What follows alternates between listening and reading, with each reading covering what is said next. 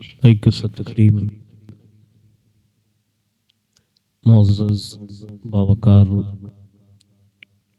علماء ذوی الاحترام گرامی قدر برادران بالخصوص برادر گرامی حضرت علامہ مولانا محمد سرفراز صاحب رفاعی دامت برکاتہم القدسیہ، عزیزم محمد عرفان خان صاحب قبلہ و دیگر برادران اسلام، خواتین اسلام، السلام علیکم ورحمۃ اللہ وبرکاتہ۔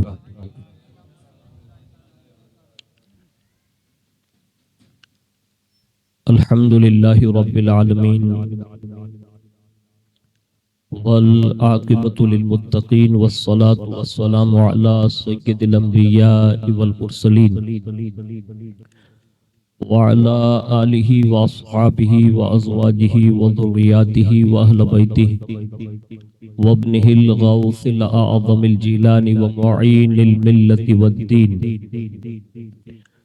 وشیخ الاسلام والمسلمین اعلی الحضرت الامام احمد رضا وعلى عباد اللہ الصالحین اجمعین، اما بعد فاعوذ باللہ من الشیطان الرجیم، بسم اللہ الرحمن الرحیم۔ وَلَقَدْ أَرْسَلْنَا رُسُلًا مِّن قَبْلِكَ وَجَعَلْنَا لَهُمْ أَزْوَاجًا وَذُرِّيَّةً۔ صدق اللہ مولانا العظیم وبلغنا رسولہ النبی الامین المختار الکریم، ونحن على ذلك لمن الشاہدین والشاکرین والحمد للہ رب العالمین۔ آئیے سب سے پہلے مذہب اہل سنت والجماعت یعنی کہ مسلک اعلیٰ حضرت کے قدیم دستور کے مطابق ہم سب کے آقا و مولا حضور سراپا نور سیدنا محمد رسول اللہ صلی اللہ تعالی علیہ وآلہ وسلم کی بارگاہ پر نور میں جی لگا کر درود پاک کی نظریں پیش کر لیں۔ اللہم صلی علی سیدنا مولانا محمد معدن الجود والکرم وعلی آلہ واصحابہ وبارک وسلم۔ حصول برکات و نجات کے لیے نبی اور آل نبی کی بارگاہ میں اور محبت سے درود شریف پیش کر لیں۔ اللہم صلی علی سیدنا مولانا محمد معدن الجود والکرم وعلی آلہ واصحابہ وبارک وسلم۔ ایک مرتبہ اور دل کی گہرائیوں سے درود پاک کا تحفہ پیش فرما لیں۔ اللہم صلی علی سیدنا مولانا محمد معدن الجود والکرم وعلی آلہ واصحابہ وبارک وسلم۔ صلاۃ و سلام علیک یا رسول اللہ صلی اللہ تعالی علیہ وآلہ وسلم۔ اللہ رب العزت کی توفیق سے اور اس کے پیارے محبوب صلی اللہ تعالی علیہ وآلہ وسلم کے تصدق سے بالخصوص پیران پیر روشن ضمیر سیدنا الشیخ عبد القادر جیلانی المعروف غوث العظم دستگیر رضی اللہ تبارک و تعالی عنہ کی نگاہ عنایت سے ایک خوشی کی تقریب کے موقع پر ہم اور آپ حضور کے میلاد میں شرکت کی سعادت حاصل کر رہے ہیں۔ اللہ رب العزت اپنے خاص فضل عظیم سے اس تقریب میں بے شمار خوشیاں نصیب فرمائیں اور ہونے والے اس نکاح میں اللہ رب العزت اپنا خاص فضل عظیم عطا فرمائیں اور اللہ رب العزت قدم قدم پر اپنی رحمت کے سہارے سے ان کی مدد فرمائیں۔ فقیر قادری اپنی گفتگو کا آغاز امام اہل سنت اعلیٰ حضرت عظیم البرکت مجدد دین و ملت الشاہ امام احمد رضا خان فاضل بریلوی رحمت اللہ تعالی علیہ کے اس مائے ناز کلام سے کرنے کی سعادت حاصل کرتا ہے، جس میں امام کہتے ہیں چمک تجھ سے پاتے ہیں سب پانے والے، چمک تجھ سے پاتے ہیں سب پانے والے، میرا دل بھی چمکا دے چمکانے والے، میرا دل بھی چمکا دے چمکانے والے۔ اور کہتے ہیں مدینے کے خطے خدا تجھ کو رکھے، مدینے کے خطے خدا تجھ کو رکھے، غریبوں فقیروں کے ٹھہرانے والے، غریبوں فقیروں کے ٹھہرانے والے۔ اور آگے کہتے ہیں یا رسول اللہ تو زندہ ہے واللہ، تو زندہ ہے واللہ، تو زندہ ہے واللہ، تو زندہ ہے واللہ، میرے چشم عالم سے چھپ جانے والے۔ اور کہتے ہیں میں مجرم ہوں آقا مجھے ساتھ لے لو، میں مجرم ہوں آقا مجھے ساتھ لے لو، کہ رستے میں ہیں جا بجا تھانے والے۔ اور آگے بڑھ کر ایک جگہ پر یوں کہتے ہیں رہے گا یوں ہی ان کا چرچا رہے گا، رہے گا یوں ہی ان کا چرچا رہے گا، پڑے خاک ہو جائیں جل جانے والے۔ اور کہتے ہیں رضا نفس دشمن ہے دم میں نہ آنا، رضا نفس دشمن ہے دم میں نہ آنا، کہاں تم نے دیکھے ہیں چندرانے والے۔ اور حالات کے تقاضوں کے مطابق قلندر لاہوری نے غالباً یہ کہا تھا کہ درس قرآن اگر ہم نے بھلایا نہ ہوتا، درس قرآن اگر ہم نے بھلایا نہ ہوتا، یہ زمانے نے ہمیں دکھایا نہ ہوتا۔ اور کہتے ہیں دل میں آیات اترتی تو اجالا ہوتا، دل میں آیات اترتی تو اجالا ہوتا، نفرت و بغض کو سینوں میں پالا نہ ہوتا۔ اور کہتے ہیں رب کے احکام سے دامن نہ چھڑایا ہوتا، رب کے احکام سے دامن نہ چھڑایا ہوتا، یہ زمانہ نہ زمانے نے دکھایا ہوتا۔ اور تھاما قرآن تو کیا کیسر و کسرا بھی نابود، تھاما قرآن تو کیے کیسر و کسرا بھی نابود، اس سے منہ پھیر کے خطرے میں ہے امت کا وجود۔ اور وہ زمانے میں معزز تھے مسلمان ہو کر، وہ زمانے میں معزز تھے مسلمان ہو کر، اور ہم خوار ہوئے تارک قرآن ہو کر۔ ایک مرتبہ اور محبت سے درود شریف پیش کر لیں۔ اللہم صلی علی سیدنا مولانا محمد معدن الجود والکرم وعلی آلہ واصحابہ وبارک وسلم، صلاۃ و سلام علیک یا رسول اللہ صلی اللہ تعالی علیہ وآلہ وسلم۔ آج کی یہ تقریب جس میں ہم اور آپ شریک ہیں، جس میں چند باتیں نکاح کے حوالے سے اور اصلاح معاشرے کے حوالے سے، یعنی وہ رسم و رواج جو آج امت مسلمہ میں گھر کر چکے ہیں، اور ان خرافات کی وجہ سے جو حالات امت کے بگڑتے جا رہے ہیں، ان کے حوالے سے چند باتیں آپ کے گوش گزار کرنے کی سعادت حاصل کروں گا۔ اللہ رب العزت میری زبان پر کلمت الحق جاری فرمائیں، اور ہم سب کو حق کہنے، حق سننے اور حق پر عمل کی توفیق عطا فرمائیں۔ پوری کائنات میں اس وقت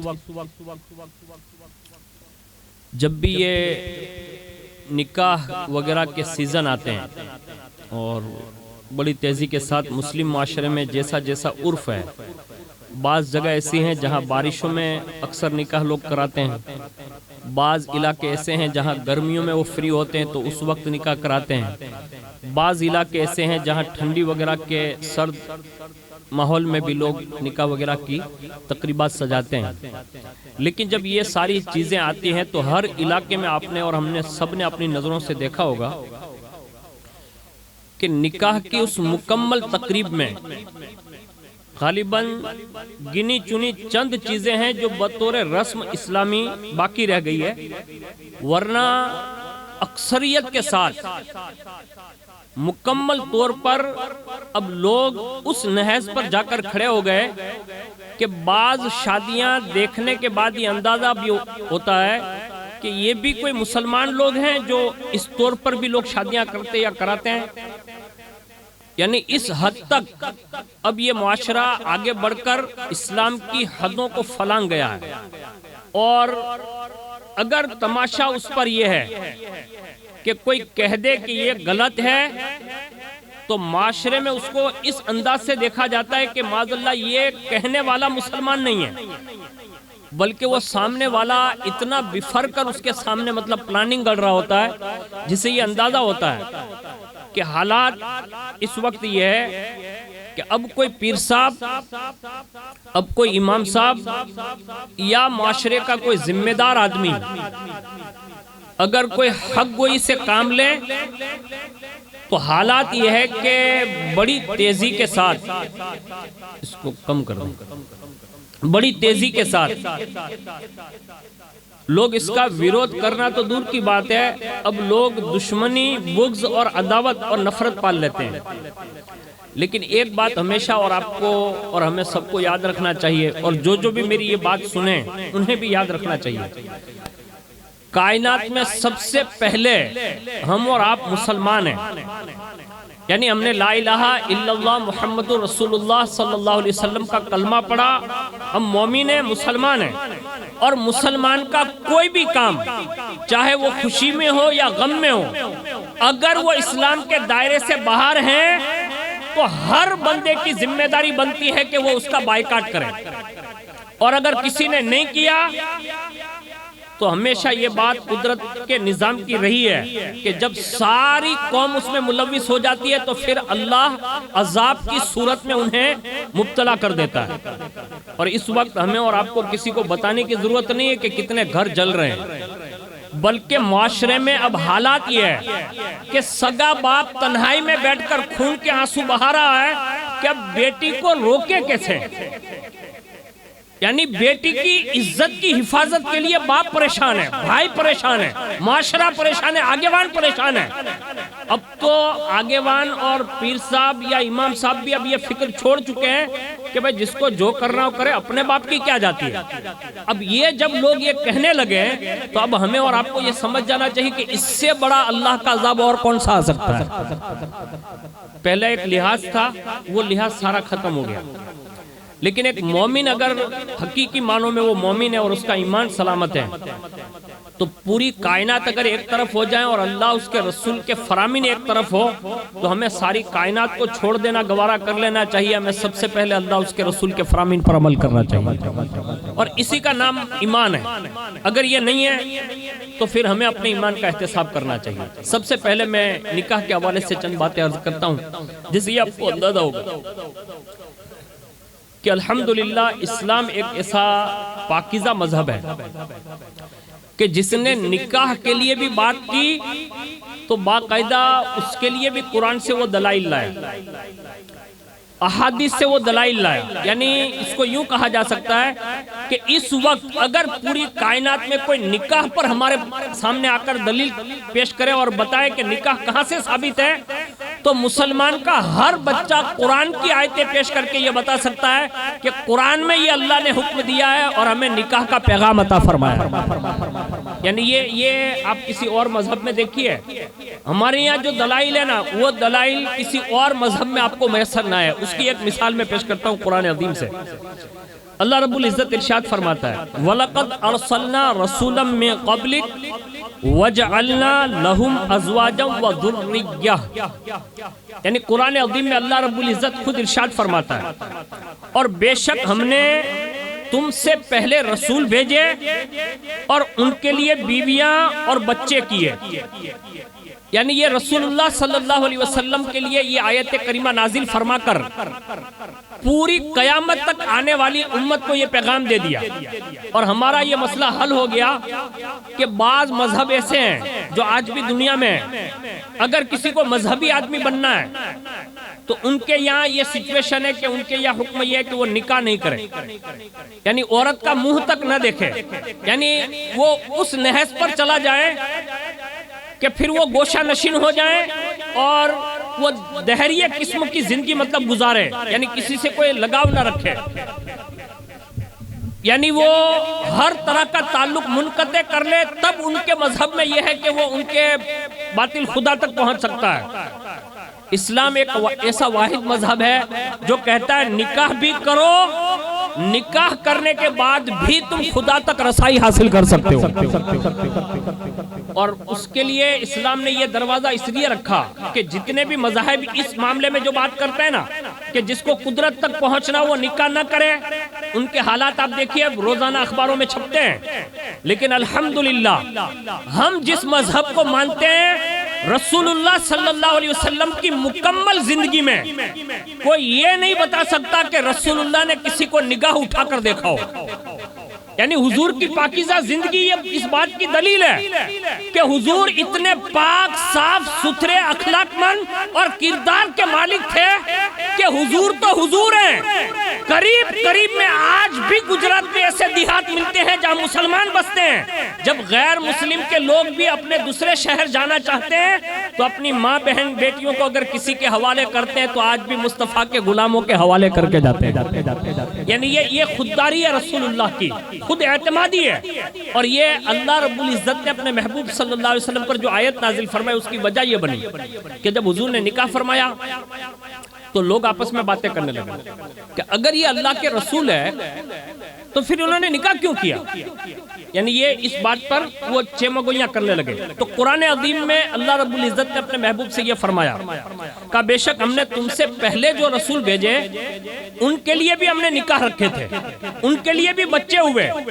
تو محبوب آپ اگر نکاح فرما رہے ہیں تو یہ کوئی عیب کی بات نہیں ہے, بلکہ یہ پہلے کے انبیاء کا طریقہ ہے جو میں نے اپنی قدرت اور انسان کی فطرت کے تقاضے کے مطابق رائج فرمایا.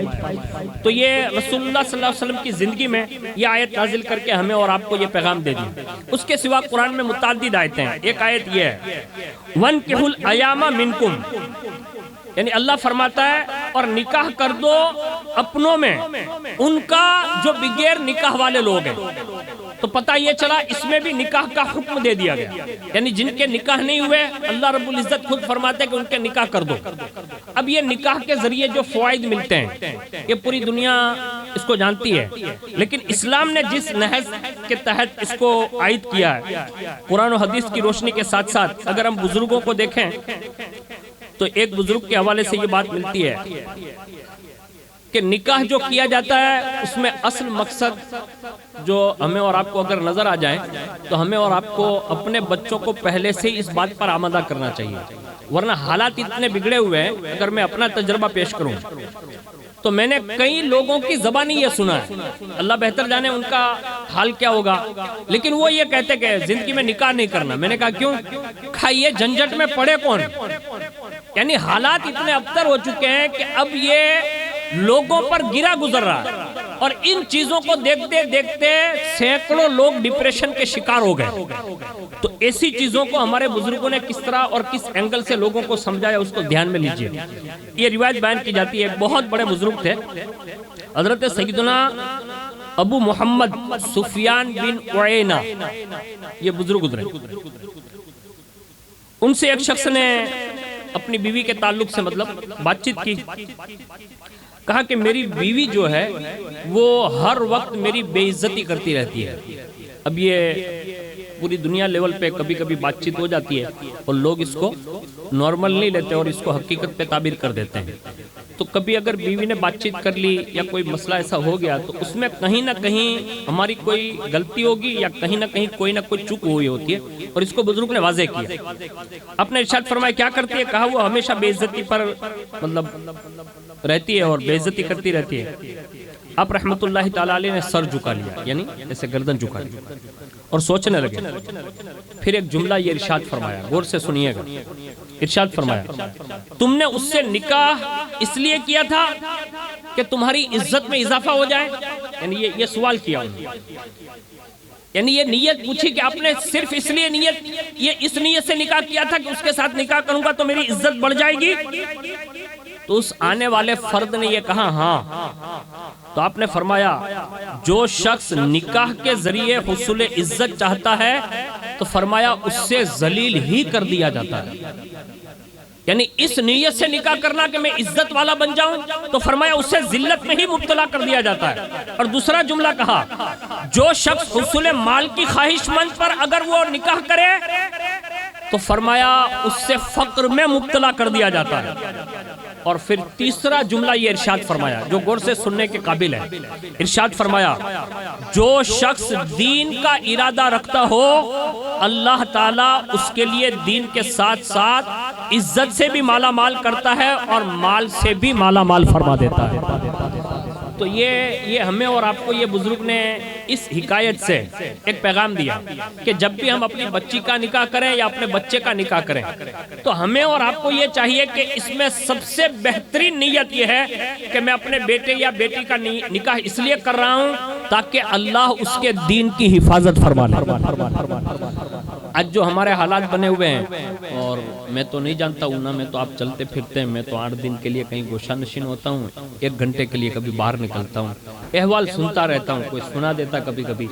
بڑی تیزی کے ساتھ ہماری بچیوں کے حوالے سے جو معاملات بن رہے ہیں اور بڑی تیزی کے ساتھ پورے ہندوستان گجرات بھر میں ہو رہے ہیں، اس کے لیے ہمیں اور آپ کو تھوڑی سی جد و جہد، یعنی مختصر سی بھی جد و جہد اگر ہم اور آپ کر لینا، اللہ سے امید کی جا سکتی ہے کہ اگر کسی قوم کی ایک بیٹی کی بھی اگر کسی نے عزت بچا لی تو وہ یوں سمجھے کہ اس نے صرف ایک بیٹی کی عزت نہیں بچا لی بلکہ اس نے اسلام کی عزت بچا لی۔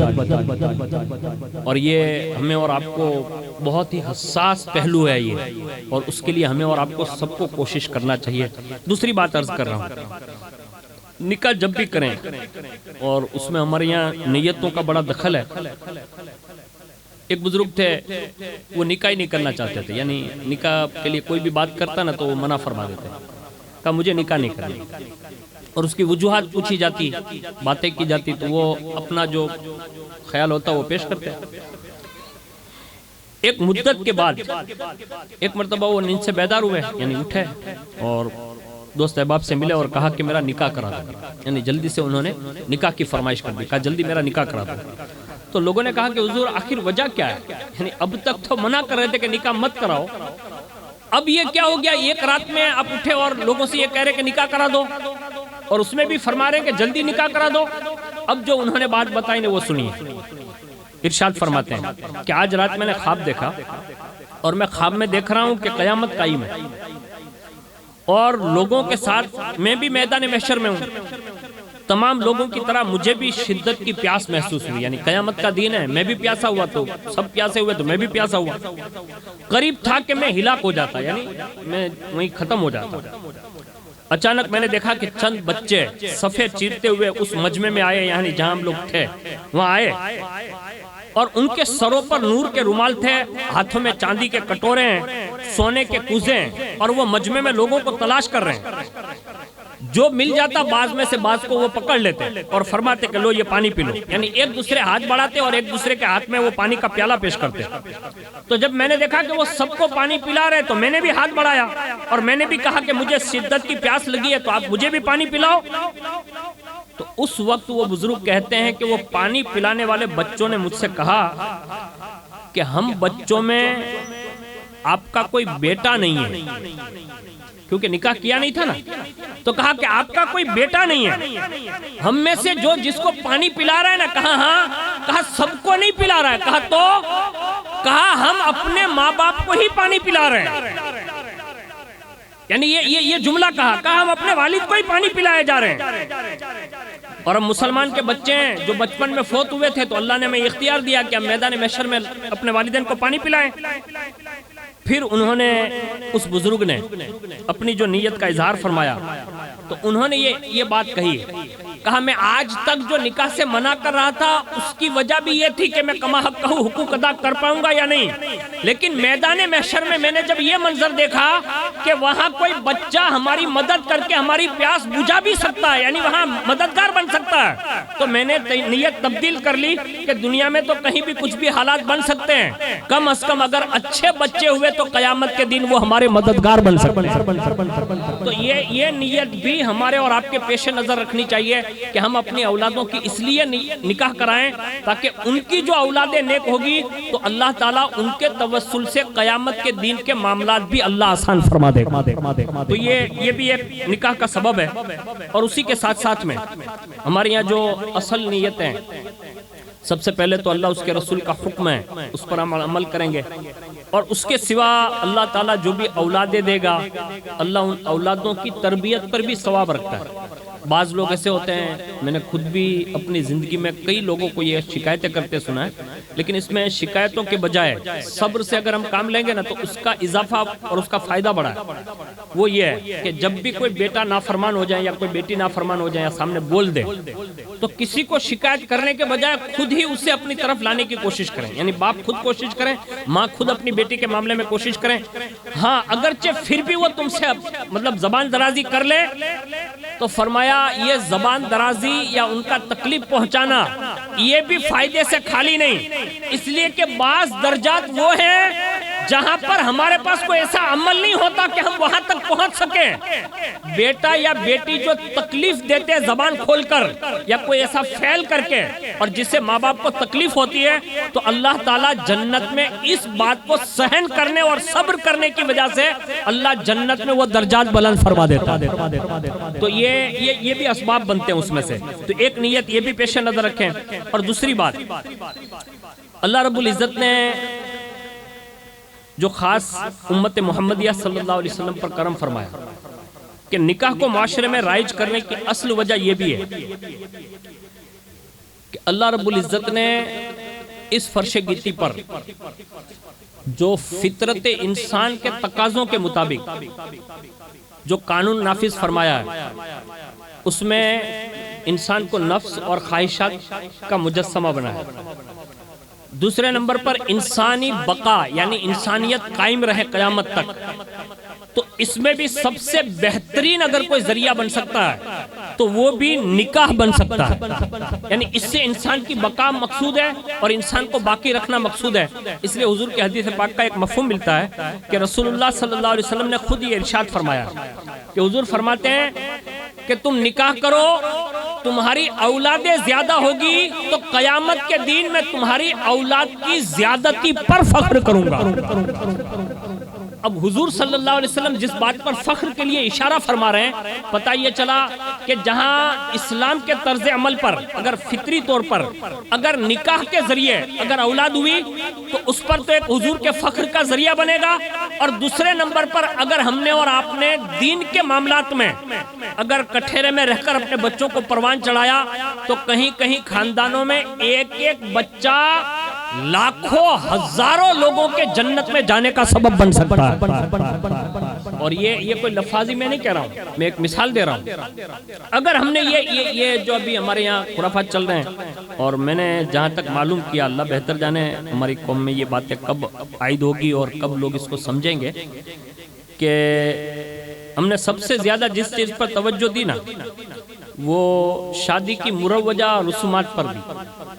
اب کہیں بھی دیکھیے، میں آپ کے وڈالے کی بات نہیں کر رہا ہوں اور نہ کسی پر طنز ہے میرا، یہ تو سمجھانے کی غرض سے میرا کام ہی یہی ہے کہ میں آپ تک پہنچا دوں اگر کسی کے سمجھ میں آ جائیں۔ جیسے بھی خان صاحب کو دیکھ لیں آپ، ماشاءاللہ جب سے میں نے ان کو جانا ہے، یعنی پہچانتا ہوں، جب سے ان کو پہچان ہوئی، ابھی میں نے آتے ہوئے بھی مولانا جعفر صاحب سے پوچھا کہ خان صاحب ابھی پڑھ رہے ہیں تو کہاں ہاں وہ مدرسے میں پڑھ بھی رہے ہیں۔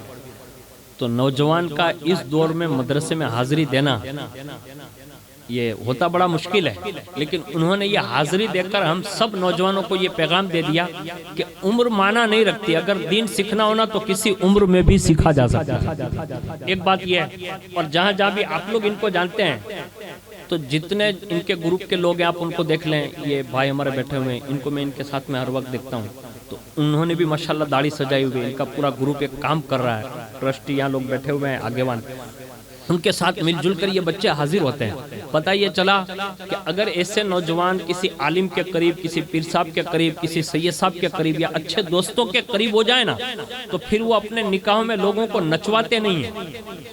یہ بات صاحب ظاہر ہوئی۔ اب ان کے ماں باپ کو تو میں پہچانتا نہیں کون ہے ان کے والد صاحب، لیکن میں یہ مبارکباد ضرور دے سکتا ہوں کہ آپ نے جو نیکیاں کی ہوگی نا اس کا پھل اللہ نے عرفان خان کی صورت میں عطا فرمایا ہے۔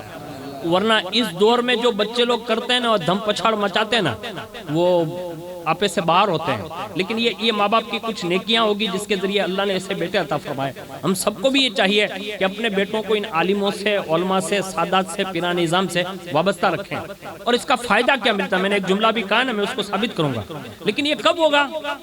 جب ہم ان ساری رسومات سے اپنے آپ کو بچائیں گے، اپنی قوم کی بیٹیوں کو بچائیں گے، اور خاص کر کے خواتین کو تو یعنی عورتوں کو اس سے لڑنے کی ضرورت نہیں، اس سے بات چیت بھی کرنے کی ضرورت نہیں، بلکہ ہمیں اور آپ کو ابھی سے یہ نیت کر لینی چاہیے کہ جتنا ممکن ہو سکے گا ہم اپنی بیٹیوں کو دین کا نالج پہنچانا شروع کر دیں، اس لیے کہ دین ہی ایک ایسا واحد ذریعہ ہے کہ جہاں جہاں وہ علم پہنچا ہے اللہ نے خواتین کی زندگیاں تبدیل کر کے رکھ دی، اور یہ پوری دنیا اس کو باور کر چکی ہے، لیکن اب حالات اتنے ہیں، اب میں اکیلا اور مسائل زندگی بھر کے ہو تو ایک آدمی کیا کرے گا، یعنی صابر بھائی اکیلے کیا کریں گے، علی شاہ باپو اکیلے کیا کریں گے، یہ خان صاحب اکیلے کیا کریں گے، یعنی ایک آدمی کا کام نہیں ہے، سب مل کر اگر کام کریں گے نا تو یہ نکھار ہمارے جوانوں میں بھی آ سکتا ہے، اور انشاءاللہ یہ نکھار ہماری بچیوں میں بھی پیدا ہوتا ہے۔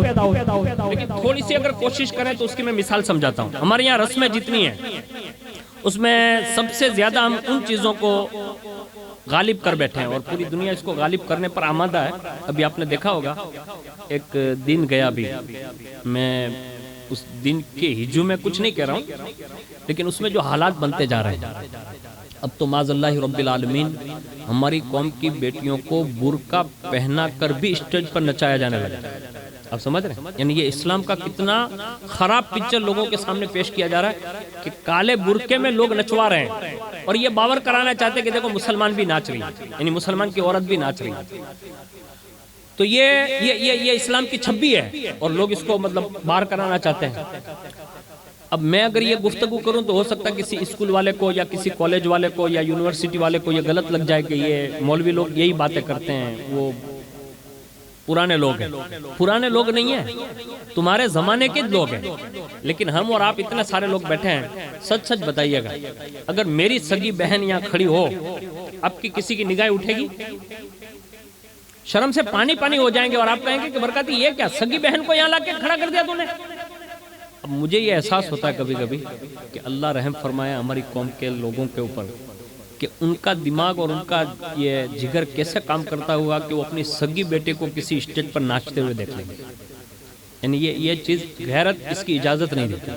ہمارے یہاں ایک صحابی کا واقعہ میں نے پڑھا تو میرے کو حیرت بھی کہ یعنی ہم مولانا لوگ بھی ایسا نہیں کر سکے جو صحابہ نے کر کے دکھا دیا۔ ایک صحابی رسول تھے، کسی جنگ سے واپس ہوئے تو دیکھا کہ ان کی اہلیہ جو تھی یعنی خاتون، وہ دروازے پر مطلب اپنی بھاشا میں بولتے ہیں نا، وہ کیا بولتے ہیں اس کو، چوکھٹ، عمرہ، وہ عمرہ پر بیٹھی ہوئی۔ اب انہوں نے وہ خنجر نکالا اور سیدھا وار کیا، تو کہا آپ کیا کر رہے ہیں؟ کہا بغیر میری اجازت کے تو عمرے پر آئی کیسے؟ یعنی یہ غیرت تھی ان کی۔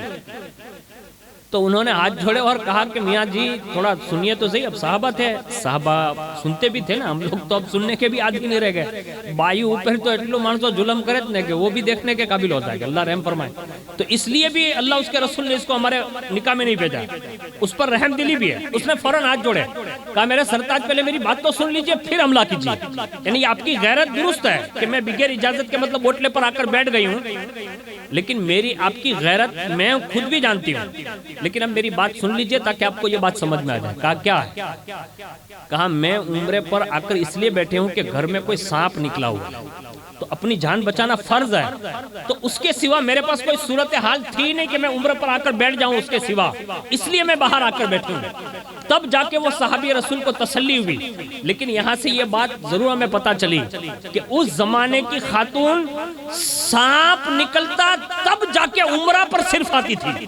اب سمجھ رہے ہیں میری بات؟ کسی کو بلانے تک بھی نہیں گئی، کسی کے گھر بھی نہیں گئی، یہاں تو چند روز ہوتے ہیں نا تو نکاح کے بعد دیکھو اپنی آج سرت ہو کیا میرے بھائی کے وہاں فلانی چیز ہوگی تو ہوں تو بغیر پوچھے بھی نکل جاؤں گی۔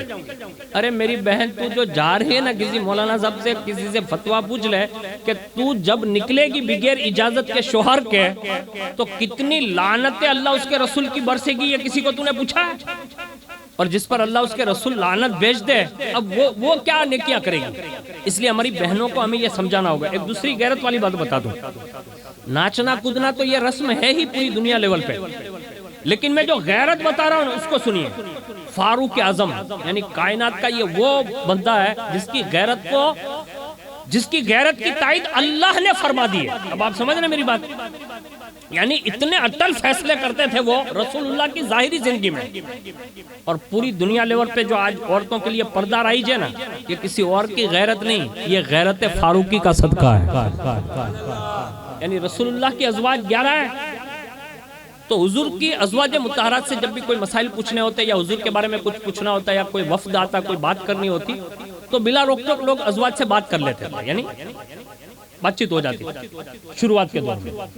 اب جب فاروق اعظم اسلام قبول کیے تھے تو اب جب 2-3 بار نظر گئی نا کہ لوگ باتیں کرتے ہیں، بس فاروق اعظم کی غیرت نے اس بات کو صرف گوارا نہیں کیا کہ کوئی ازواج مطہرات یعنی رسول اللہ کی بیویوں سے باتیں کر لیں، بس اتنی بات پر انہوں نے دل ہی دل میں خواہش کی اور یہ ارادہ کر کے اللہ سے کہتے کہ کاش میرے رب تو کوئی ایسا حکم نافذ فرما دے کہ یہ اجنبی لوگ رسول اللہ کی اہلیاؤں سے باتیں کرنا بند کر دیں. بس یہ خیال ہے، غیرت ہے ان کی.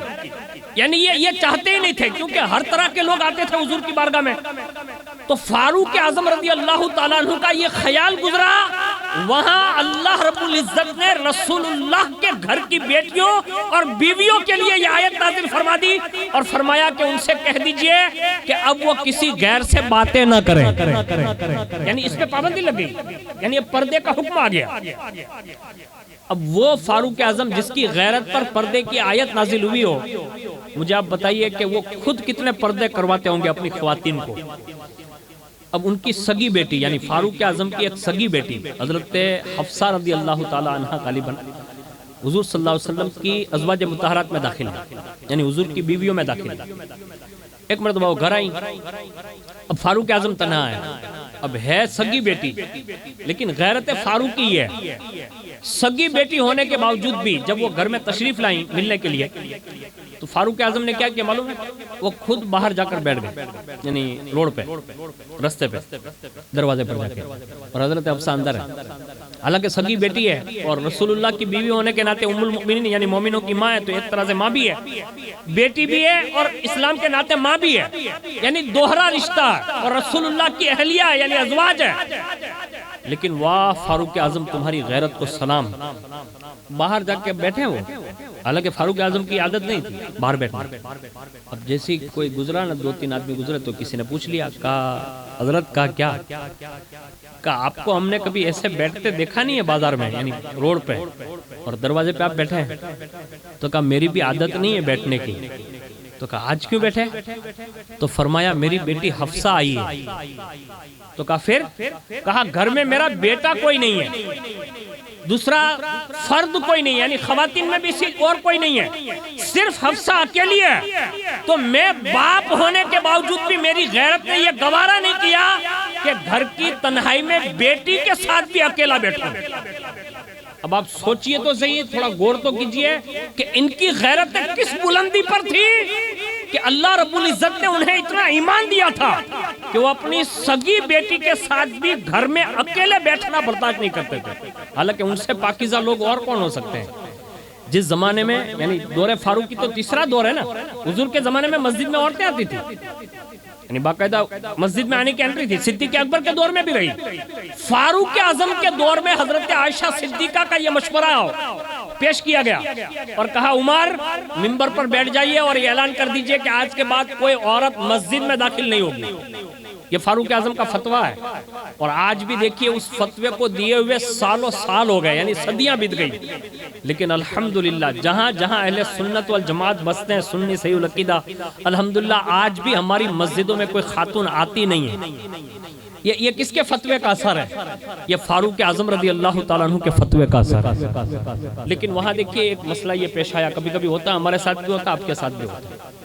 کبھی کبھی کوئی بات آپ کرنے جائیں گے نا تو لوگ آپ کو خود کو کہیں گے کہ بھائی آپ نے فلاں جگہ پر یوں کیا تھا تو ہماری واری آوی توارت تمہیں قانون نکالا. ایسا ہوتا کبھی کبھی, لوگ ایک دوسرے کو بھیڑ جاتے ہیں, مولانا کو بھی بھیڑ جاتے ہیں, پیر صاحب کو بھی, آگے والوں کو, سب کو بھیڑ جاتے ہیں, ایک دوسرے دوست احباب میں بھی بھیڑ جاتے ہیں. کہ یہ برکاتی نے جو بات بتائی تو پہلے تو کہاں گیا تھا, یہ آگے وان سے کہتے ہیں.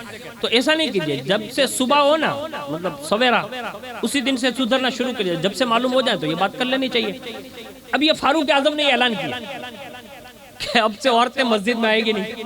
اب عرب کی عورتیں اور مدینہ تو رسول ہے اور دور فاروقی ہے, ڈرتے تو سب لوگ تھے ہی, لیکن باہر کی عورتیں ڈرے گی, باہر کی بہنیں ڈرے گی, باہر کی بیٹیاں ڈرے گی. فاروق اعظم کے بھی تو نکاح ہوئے نا, تو ان میں ایک آپ کی اہلیہ تھی جن سے نکاح ایک شرط پر ہوا تھا, تو وہ حاضر ہوئی اور انہوں نے ایسے ہاتھ بلند کر کے اسی مجمع میں غالباً کہا کہ میں تو آؤں گی. اب کن کی؟ امیر المومنین کی بیوی ہے. کہا میں تو آؤں گی. کہا کیوں؟ کہا میرے ساتھ جو نکاح ہوا نا اس میں یہ شرط ہے. کہا کیا؟ کہا تہجد کی نماز میں مسجد میں ادا کروں گی. اگر یہ آپ نے روک لگا دی تو یہ شرط مٹ جائے گی تو میں بیوی سے نکل جاؤں گی, یعنی یہ شرط ٹوٹے گی, تو میرے لیے تو اجازت ہے نا. اب بڑے مجمع میں بیوی نے جب یہ پوچھا نا تو حکمت کا تقاضا یہی تھا, فاروق اعظم نے ہمیں سمجھایا, اسی وقت فرمایا, کہا ٹھیک ہے آپ آ سکتی ہے, یعنی یہ اجازت دے دی. اور اس کے بعد گھر چلے آئے.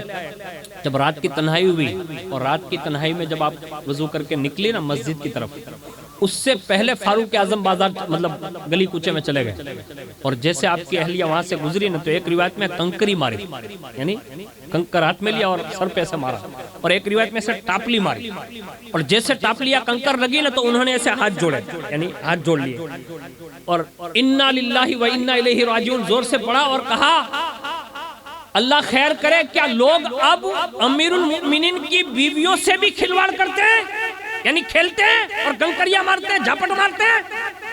بس یہ کہا اور ایسے واپس پلٹی اور عہد کر لیا, کہا اب میرا قدم اس وقت تک نہ نکلے گا, اب نکلے گا تو صرف میرا جنازہ باہر نکلے گا. یعنی یہ تدبیر اپنائی, ڈائریکٹ بھیڑ نہیں گئے, ایک تدبیر اپنائی. کبھی کبھی ایسا ہوتا ہے, بڑے بڑے فنکشن ہوتے ہیں, اچھے سہانے منظر سے مطلب لوگ گزر ہوتے ہیں, اور اس میں کوئی مسائل کی یا اس طرح کی بات آتی ہے تو اس کو حکمت عملی سے ٹھنڈے دماغ سے اس کو سمجھائیں گے نا, تو اللہ سے امید کرتے ہیں کہ اللہ تعالیٰ فاروق اعظم کی اس تدبیر کے ذریعے ہماری بہنوں کو بھی نیک سمجھ عطا فرمائے. تو ہمارے یہاں جو سب سے زیادہ بری رسم اس وقت جو پورے معاشرے میں رائج ہے, اونا لیول پہ تو بھی کافی حد تک لوگوں نے اس پہ کنٹرول کیا ہوا ہے, وہ ہے ناچ گانا.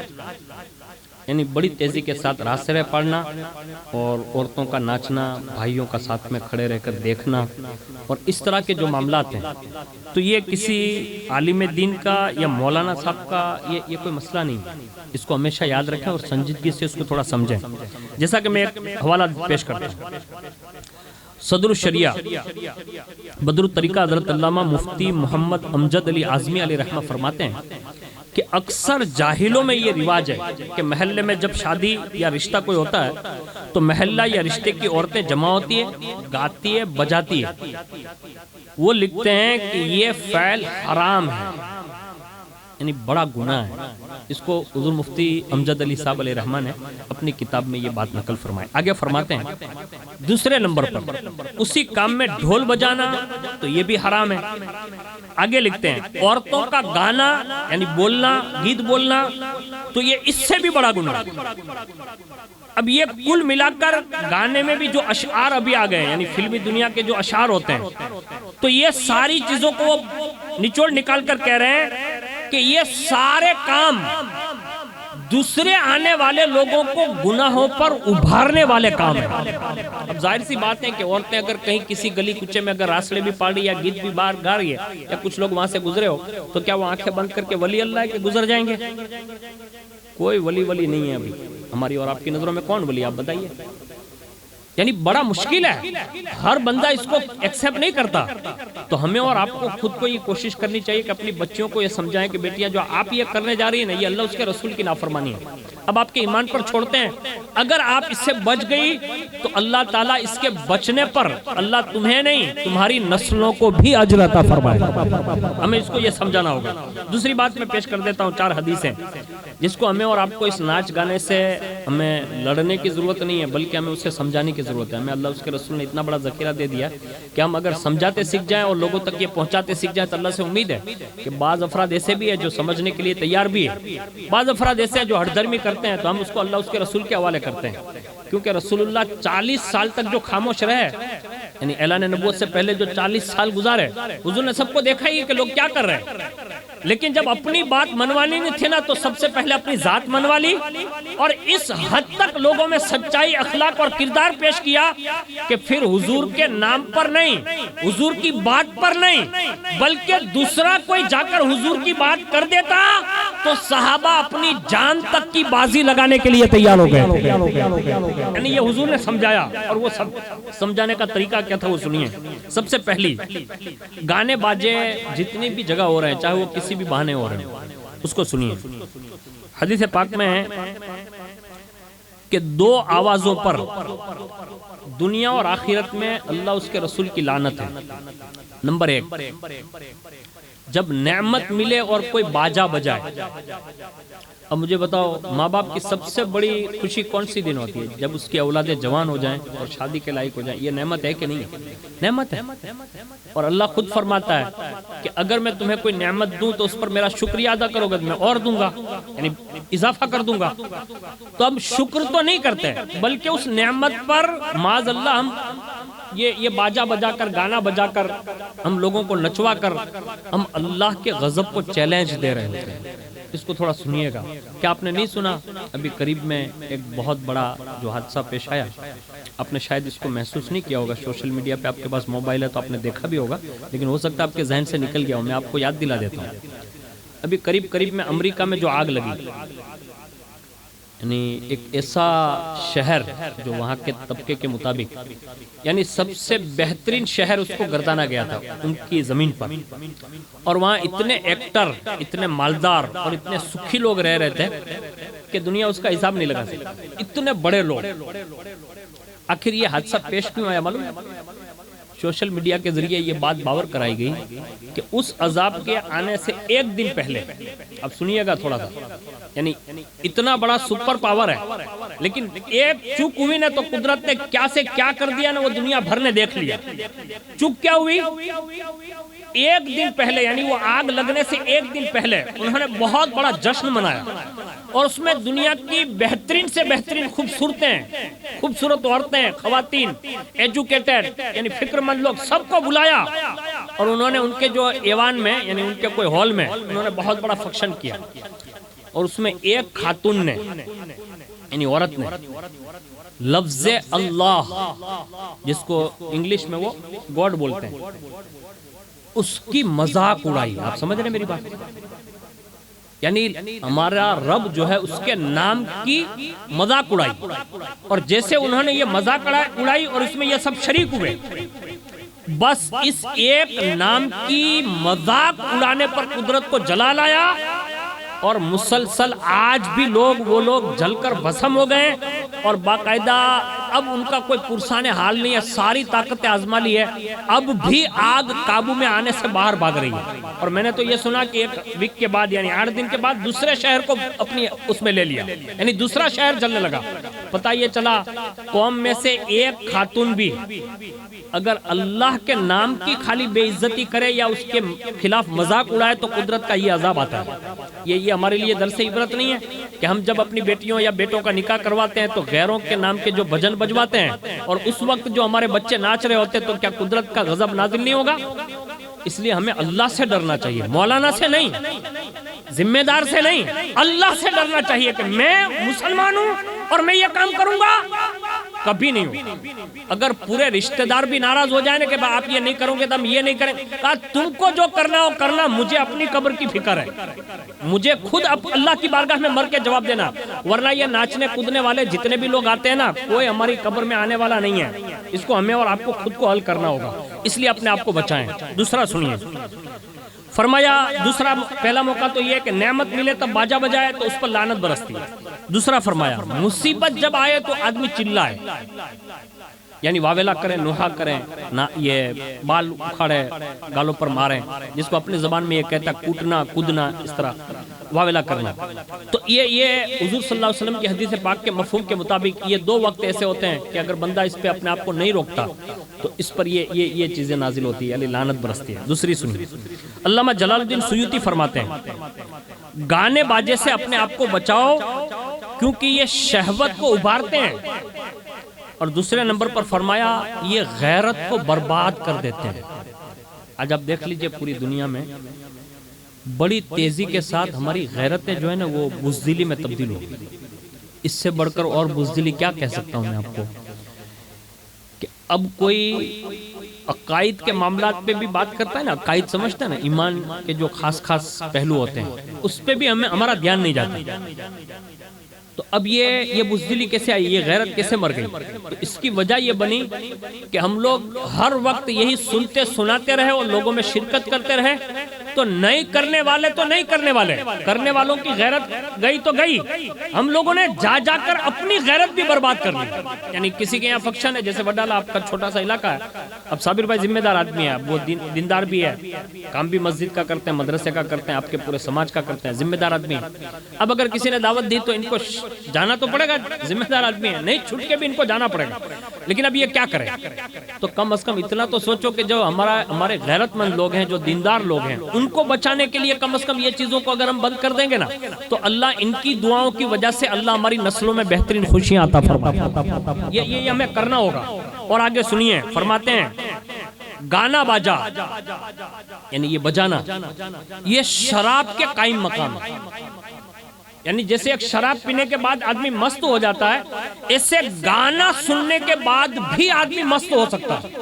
اور آگے لکھتے ہیں وہ اس میں نشے جیسی تاثیر ہوتی ہے. اب جو خالی شادیوں کی تو بات نہیں کرتا میں، ایسے بھی جو لوگ گانے سنتے ہیں گھر میں، مطلب ڈیک بیک ہوتا ہے، 36 انچ کا ٹی وی ہوتا ہے، اس میں کیا ہو رہا ہے؟ یہ خالی شادیاں تو بدنام ہو گئی ابھی، لیکن یہ بات جنرلی طور پر بھی ہمیں یاد رکھنی چاہیے کہ خالی یہ اس لیے نہیں ہے.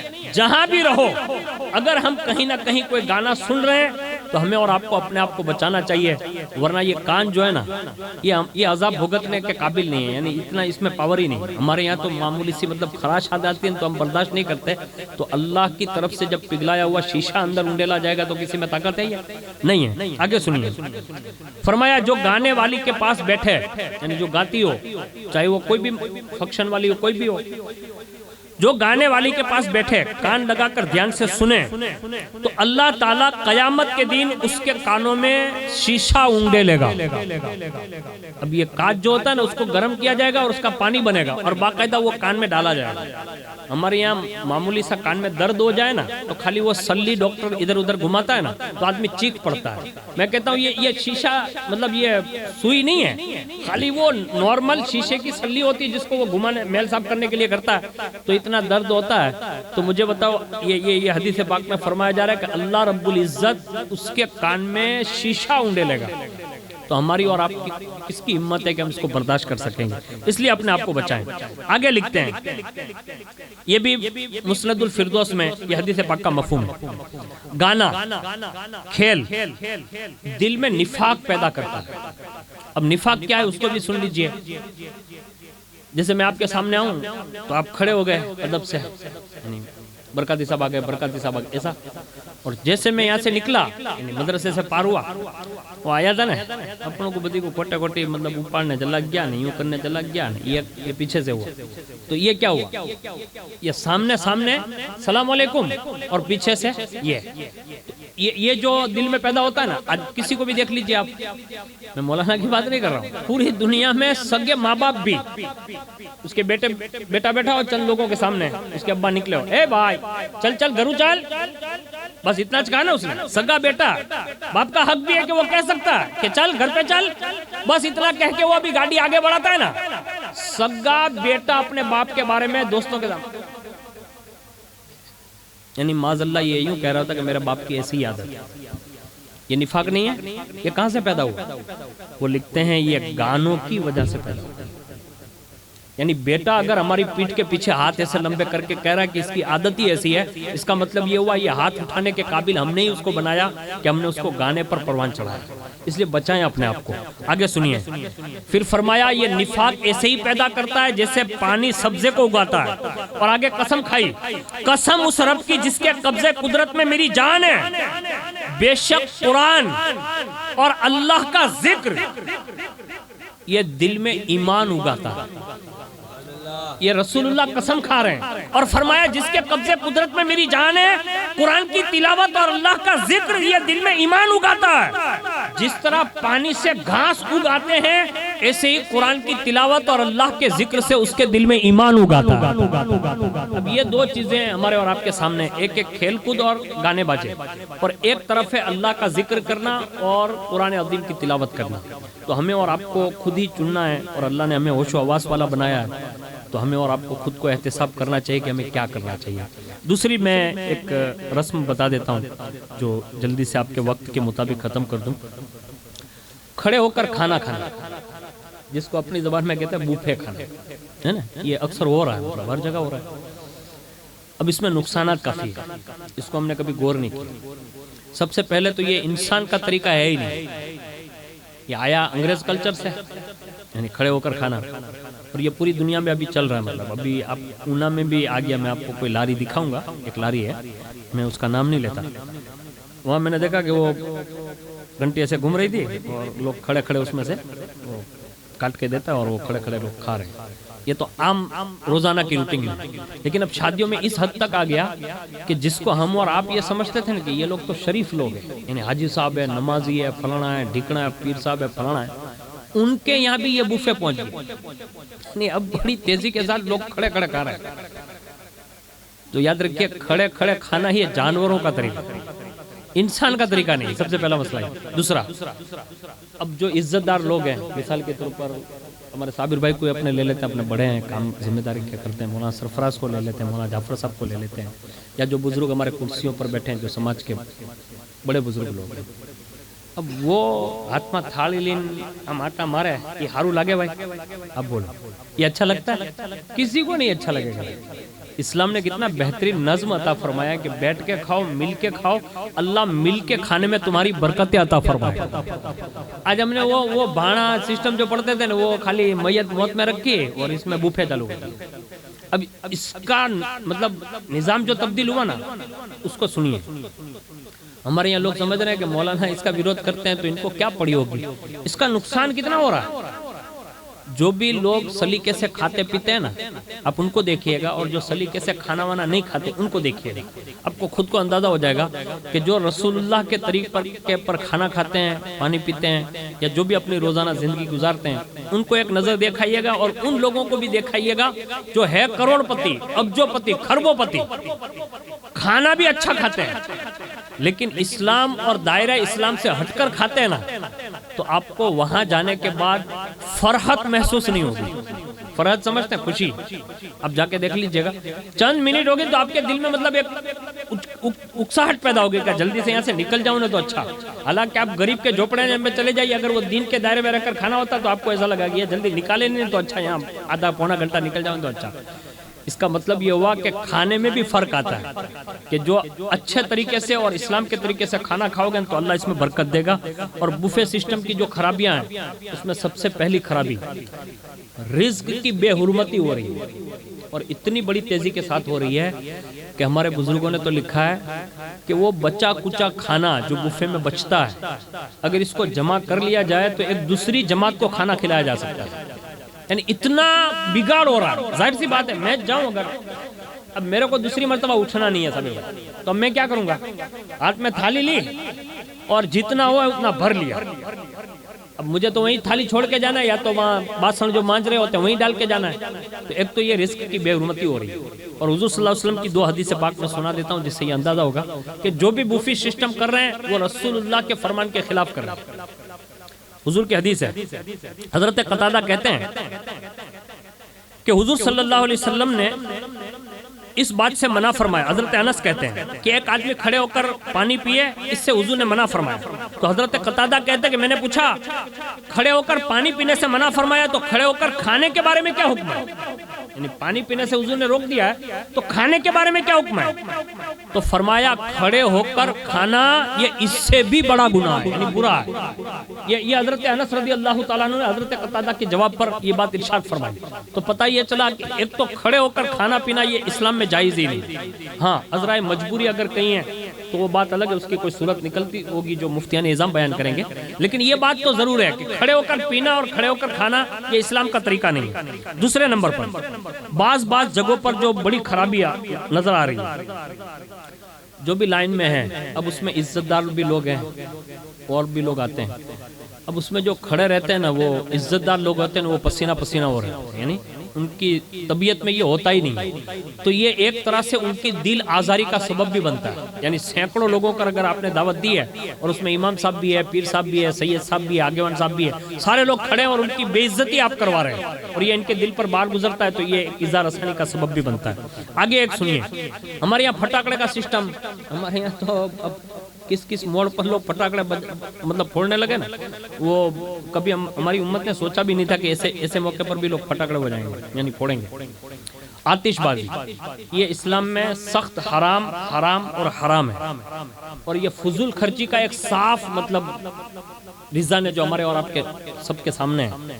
اب تو 12ویں شریف میں بھی لوگ پھوڑتے ہیں, بعض بزرگوں کی ولادت کے موقع پر بھی پھوڑتے ہیں, اور ساتھ ساتھ میں یہ شادی وغیرہ کے موقع جو ہوتے ہیں نا, اس میں سب سے زیادہ یاد رکھیے, اگر اللہ نہ کرے, صدبار اللہ نہ کرے, اگر کسی ایک مومن نے بھی اس کی تکلیف کو محسوس کر لیا اور یہ کہہ دیا نا کہ ان لوگوں نے کیا شور مچایا, یعنی پھٹاکڑے پھوڑ رہے ہیں, اگر اس نے قیامت کے دن یہ جملے پر پکڑ اللہ نے کر لی تمہاری, تو آپ کے سارے باراتی نہیں, زندگی بھر میں جتنی بارات میں گئے سب باراتی کھڑے ہو جائیں گے نا. اس مومن کے ایک جملے پر اگر اللہ نے پکڑ کر لی, پورا خاندان مل کر بھی لوگوں کو چھڑا نہیں سکتے ہیں. یعنی آپ ایسا سبب, جیسے آپ کی بارات گزر رہی ہے, علاقے میں مکان ہے, دکان ہے, لوگ رہ رہے ہیں, سو رہے ہیں, اب کسی کا خیال نہیں, رات کے 3 بجے اگر آپ بارات لے کر آ رہے ہیں اور پھٹاکڑے پھوڑ رہے ہیں, اب ظاہر سی بات ہے کہ لوگوں کو پریشانی تو ہوگی. تو اس کا جواب بھی پھٹاکڑے پھوڑنے والوں کو اللہ کی بارگاہ میں دینا ہوگا. اور آگے ایک سنیے, ہمارے یہاں مہندی, ہلدی, مہندی میں تو ایک یہ ہے کہ وہ ہمارے یہاں اب تو کریمیں نکل چکی ہیں, یعنی ٹیوب فیش یہ چہرے کے لیے. اب یہ ہلدی سسٹم تو غائب ہوتی جا رہی ہے, لیکن مہندی میں ابھی بھی لوگ اس پہ جتن کرتے ہیں. اس میں ایک جو سب سے بڑی خرابی نظر آتی ہے, اس میں کمزوری ہماری یہ ہے کہ ہم نے دلہے کا جو انور جس کو بنانا چاہیے نا, ہم نے اس کو بنایا نہیں ہوتا. ہمارے یہاں سب سے زیادہ انور کون بنتا ہے؟ بہنوئی بنتا ہے. یعنی جیسے میرا اگر کوئی انور بننا چاہے تو میری بہن کا جو گھر کا فرد ہوتا ہے نا وہ بنتا ہے, مطلب بہنوئی جس کو کہتے ہیں, یہی بنتا ہے. اب وہ بیچارہ کچھ جانکار ہوتا نہیں, اب وہ کیا سکھاتا ہے کیا نہیں سکھاتا میں اس پہ کوئی ڈسکس نہیں کرتا. لیکن آپ کو ایک بات بتا دوں کہ انور کا مطلب کیا ہوتا ہے معلوم ہے؟ یہ نئی زندگی شروع کرنے جا رہے ہیں. اب ان کو دین کے معاملات میں دینی سمجھ یہ انور بتائے گا, میرے کو تو سوچنا نہیں پڑا. ہاں کوئی اگر جانکار آدمی اور وہ اس کے ساتھ میں اٹھتا بیٹھتا ہے اور بہت ساری چیزیں جاننے والی, اب اس میں کوئی اتنی گہرائی والی باتیں بھی نہیں ہے کہ اس کے لیے بنے ہوئی کچھ کھڑا رہنا ضروری ہے. یہ کوئی فرض واجب بھی نہیں ہے, اس کو یاد رکھیے گا. یہ تو اس کا حق ہے کہ وہ رشتہ دار ہے تو آئے جائے, تو اچھی بات ہے. بعض لوگوں کے تعلق سے تو میں نے یہ سنا ہے کہ وہ بہنوئی جو ہوتے ہیں نا ذات میں, وہ پوری شادی پٹ جاتی ہے اور دلہا جب رات میں مطلب وہ اندر دروازے میں داخل ہو رہا ہوتا ہے نا, تب تک اس کو بیچارے کو کچھ بتایا ہی نہیں ہوتا. وہ خالی چپ چپ, تیری بھی چپ میری بھی چپ. یہ ہنسنے کے لیے نہیں ہے, ہمیں اس چیز کو ہٹانا پڑے گا کہ آپ کو اگر کسی فرد کی شادی ہو رہی ہے تو جانکار آدمی جیسے امام صاحب ہے, کوئی پیر صاحب ہے, کوئی اچھا دوست ہے, آپ اس سے رابطہ کرائیں. مجھے ایک میرے دوست نے بتایا کہ یہاں جو شمو شادیاں ہوتی تھی نا, تو مہینے دن پہلے باقاعدہ قرینہ زندگی ایک کتاب آتی ہے, گجراتی میں بھی آتی ہے اور ہندی میں بھی آتی ہے, اردو میں بھی آتی ہے. اس میں میاں بیوی کے جو تعلقات سے جو سارا چیپٹر ہوتا ہے نا, یعنی زندگی کا پورا مطلب اس کا نام ہی قرینہ زندگی رکھا ہے. اس کو خالی ایک رات کے لیے محیط مت سمجھیے. یہ ہمارا علم جو ہے نا وہ ضروری ہے. بعض انور اتنے مطلب مذاق اور مستی خور ہوتے ہیں کہ ہر گدلے کے ایک پائے کے نیچے انڈے بھی پڑے ہیں, مرچیں بھی پڑے ہیں, معاذ اللہ رب العالمین کچھ الارم پڑے ہیں. یہ مذاق ہو رہا ہے دلہوں کے ساتھ. ہمارا دین اس کو مذاق نہیں سمجھتا، بلکہ مولا کائنات کی زندگی آپ اٹھا کر دیکھیے، پہلی شب جس کو کہتے ہیں نا شب عروسی، یعنی کتنا واضح اسلام نے بیان کیا ہوگا، اس سے پتہ یہ چلتا ہے کہ ماں خاتون جنت رضی اللہ تبارک و تعالیٰ عنہ کا نکاح ہوا، اور اس کے بعد جیسے حجرہ عروسی میں مولا کائنات تشریف لے گئے، تھوڑی دیر ہوئی نا تو سیدہ کائنات سے بات چیت شروع ہوئی، تو اسی میں سیدہ کائنات رونے لگے شب عروسی میں۔ تو آپ کو تشویش ہوئی، ارشاد فرمایا سیدہ کیا بات ہے؟ تو جملہ سنیے، سیدہ کائنات نے مولا کائنات سے ڈائریکٹ بات کی، کہا میں زندگی بھر یعنی اتنی عمر میں نے ہمیشہ آخرت کی فکر فرمائی، اور آج یہ جو نکاح یعنی اللہ نے جو لذت کا جو موقع دیا ہے، یعنی خوشی کا موقع دیا ہے، کہا اللہ رب العزت جب اس چیز سے نوازی رہا ہے تو میں نے سوچا ہر وقت تو میں نے یاد رکھا اللہ کو، آج رات کیا کروں؟ تو مولا کائنات نے فرمایا فاطمہ آپ کیا چاہتی؟ اللہ اکبر۔ اس وقت حضرت سیدہ کائنات نے کہا علی میرا تو یہ دل کہہ رہا ہے کہ میں آج رات بھی اپنے رب کو منانے میں گزاروں۔ یعنی کون ہے یہ سیدنا مولا کائنات کے سامنے سیدہ کائنات نے یہ بیان کیا کہ میں تو یہ چاہتی ہوں کہ یہ رات جو گزرے نا یہ اللہ کو راضی کرنے میں گزرے۔ تو آپ نے فرمایا فاطمہ اگر آپ اسی بات پر راضی ہے تو علی بھی اس بات پر راضی ہے۔ یعنی یہ سوچ یہ مولا کائنات اس پہلی شب کے معاملے میں کرے، اور یہ 3 شبانہ روز تک، حالانکہ ہمارے لیے فتویٰ نہیں ہے لیکن ان کی طہارت پاکیزگی، اور انہوں نے یہ بات بتا کر امت کو ایک میسج دیا کہ یہ رات کھیل کود کے لیے اور نفسانی خواہشات مکمل کرنے کے لیے نہیں ہے، یہ دراصل اللہ کی بارگاہ کا شکر ادا کرنے کی رات ہے۔ اور انہوں نے یہ کر کے دکھایا، اور 3 شبانہ روز تک باقاعدہ دونوں میاں بیوی یعنی مولا کائنات اور سیدہ کائنات 3 راتوں تک باقاعدہ عبادت کرتے رہے، اور عبادت کرتے کرتے فجر ہو جاتی تو پھر حضرت جبریل علیہ السلام کو بھیجا گیا اور باقاعدہ انہیں یہ پیغام دیا گیا محبوب صلی اللہ علیہ وسلم کو، کہا کہ آپ مولا کائنات اور سیدہ کائنات سے یہ بات بتا دیں کہ اللہ نے جو یہ 3 راتیں آپ نے جو نکالی نا، کہا اللہ تمہاری ان 3 راتوں سے خوش ہو گیا ہے، یعنی راضی ہو گیا۔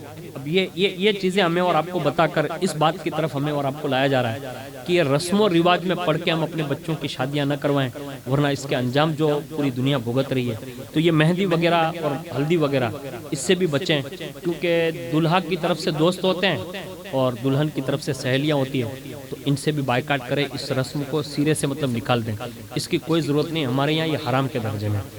آگے ایک بات اور بتا دوں، جس میں جوتا چھپانے کا ایک یہ سسٹم بھی ہوتا ہے، جیسے دلہا آیا تو پہلے تو روک تھام ہوتی ہے پیسے لینے کے لیے، یہ بھی غلط ہے۔ پھر اس کے بعد جب وہ بیٹھ جاتا ہے تو جوتے پر نظر سب کی ہوتی ہے، وہ چھوٹے چھوٹے بچوں کی یا بعض عورتیں چھپا دیتی ہیں، تو یہ بھی غلط ہے۔ اسی طرح سرما لگانے کی رسم، یہ بھی غلط ہے۔ اسی طرح چاول پھینکنے کی رسم، یہ بھی غلط ہے۔ دودھ پلانے کی جو رسم ہے وہ بھی غلط ہے۔ اسی طرح ہمارے یہاں جو پیسوں کا لین دین ہے، بعض جگہ پر ایسا ہوتا ہے، جیسے وہ دلہا انٹر ہوتا ہے نا مطلب، تو وہاں وہ لکڑا بکڑا آڈا ڈال کے وہ جناب کھڑے ہوتا ہے، جس میں سگے والے سب کھڑے ہو جاتے ہیں، اس میں کبھی کبھی تو جھگڑے کی صورت بنتی ہے، حالانکہ ہمارے یہاں اس کا کوئی تصور نہیں۔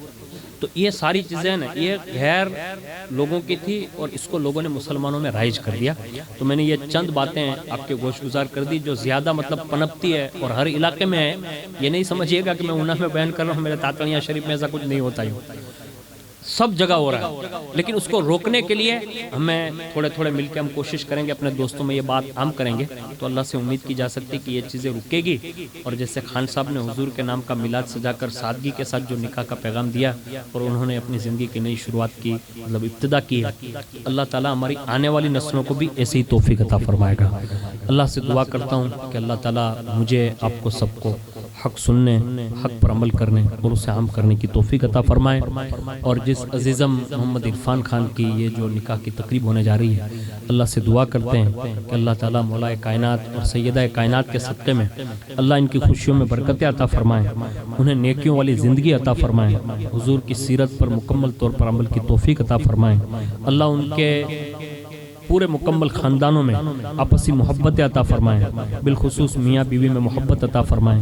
اللہ جیتے جی بار بار 100,000 بار ہونے والے دلہا اور دلہن کو حج و عمرہ کی سعادت عطا فرمائیں، اور اللہ رب العزت حضور غوث پاک کے صدقے میں بعد میں جو ان کی کوکھ سے اللہ نسلیں عطا فرمائیں، اللہ انہیں سچا اور پکا عاشق رسول بنائیں، عاشق اہل بیت بنائیں، عاشق صحابہ بنائیں، اور انہیں بھی حضور صلی اللہ علیہ وسلم کے دین پر زندگی گزارنے کی